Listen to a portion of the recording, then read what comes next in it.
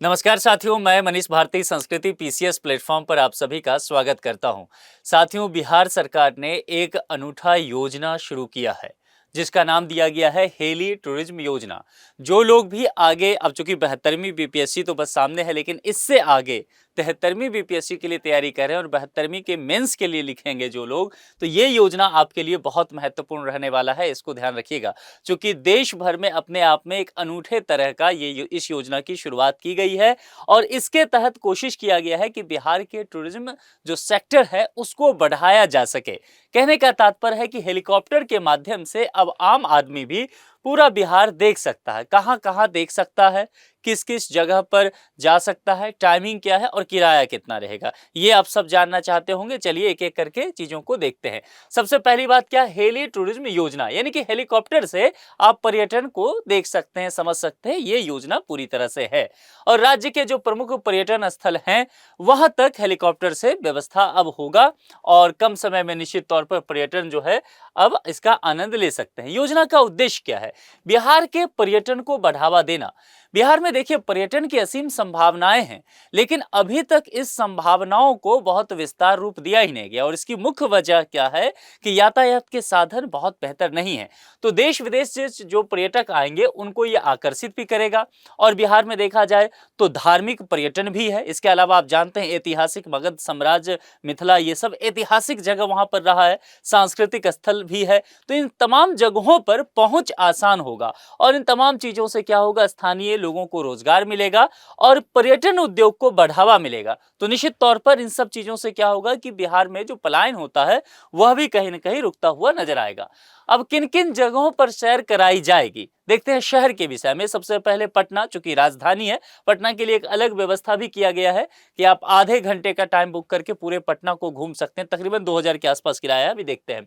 इसके अलावा राजगीर, जिसको एक समय राजगृह कहा जाता था, मगध साम्राज्य की राजधानी, 16 महाजनपद की जब बात थी, उसके बाद नालंदा, विश्व का पहला विश्वविद्यालय, रेसिडेंशियल यूनिवर्सिटी कहा जाए तो यही बोध गया, जहां पर भगवान बुद्ध को ज्ञान की प्राप्ति हुई। वैशाली, वैशाली भी अपने आप में देखेंगे जैन धर्म के लिए जानी जाती है। पावापुरी भी जैन धर्म के लिए। विक्रमशिला भी आप जानते हैं कि यहाँ पर दूसरी एक यूनिवर्सिटी नालंदा के समय ही रहा। वाल्मीकि नगर की अगर बात किया जाएगा तो ये यहाँ पर देखेंगे जो चंपारण की तरफ पड़ता है, तो महर्षि वाल्मीकि का यहाँ पर आश्रम हुआ करता था और यहाँ पर जैव विविधता के लिहाज से भी देखा जाए तो ये पर्यटन का केंद्र रहता है। कुल मिलाकर के आगे और भी पर्यटन स्थल इसमें जोड़े जा सकते हैं। अब ये हेलीकॉप्टर सेवा कैसे मिलेगी, तो इसके लिए पर्यटक जो है ऑनलाइन ऑफलाइन बुकिंग कर सकते हैं और समूह में भी आप ले सकते हैं या व्यक्तिगत, यानी कि आप टीम में घूमना चाह रहे हैं या अकेले, ये भी। हाँ, मौसम और यात्रियों की संख्या के अनुसार उड़ान जो है वो संचालित की जाएगी। अगर मान लेते हैं आपने टिकट बुक किया और मौसम खराब हो गया तो पूरा किराया आपको वापस कर दिया जाएगा। ये भी यहाँ पर बता दिया गया है इस योजना के तहत। किराया कितना होगा, सबसे महत्वपूर्ण बात, चूंकि रूट के अकॉर्डिंग इसे तय किया जाएगा कि डिस्टेंस क्या है। जो छोटा रूट है, कम दूरी, तो निश्चित तौर पर कम किराया होगा। अगर ज्यादा है तो निश्चित तौर पर प्राइस को बढ़ाया जाएगा। अभी हम इसका प्राइस देखने वाले भी हैं। योजना की खास बातें क्या होगी, कम समय में कई पर्यटन स्थल का भ्रमण कराया जाएगा और सड़क की तुलना में समय की बड़ी बचत भी होगी और हवाई दृश्य यानी कि एरियल व्यू की जो बात की जाती है, ये जो एरियल व्यू देखेंगे इसका अनुभव ले सकते हैं और सुरक्षित और आधुनिक हेलीकॉप्टर सेवा इसके अंतर्गत दिया जाएगा। बिहार को फायदा क्या होगा, पर्यटन से राज्य की आय निश्चित तौर पर बढ़ता हुआ नजर आएगा। होटल, ट्रैवल, टैक्सी, स्थानीय व्यापार, इन सबको फायदा होगा। नए रोजगार के अवसर पैदा होंगे। बिहार को राष्ट्रीय और अंतर्राष्ट्रीय पर्यटन बिहार का मजबूत हो सकेगा।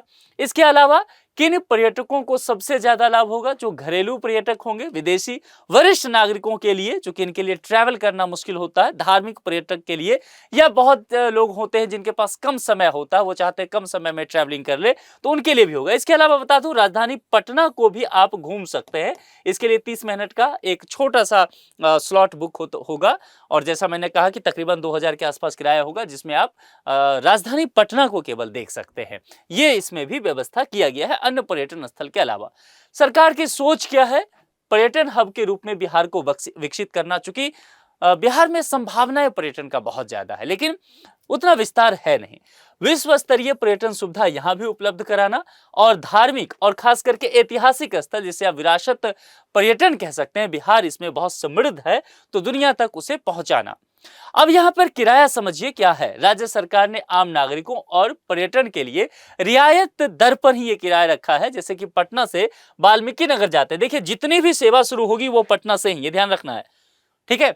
पटना से ही शुरू होकर के अप एंड डाउन की सेवा दी जाएगी, यानी कि उस जगह पर जाइए या उस जगह से वापस लौटिए, लेकिन पटना से ही होगा, ठीक है।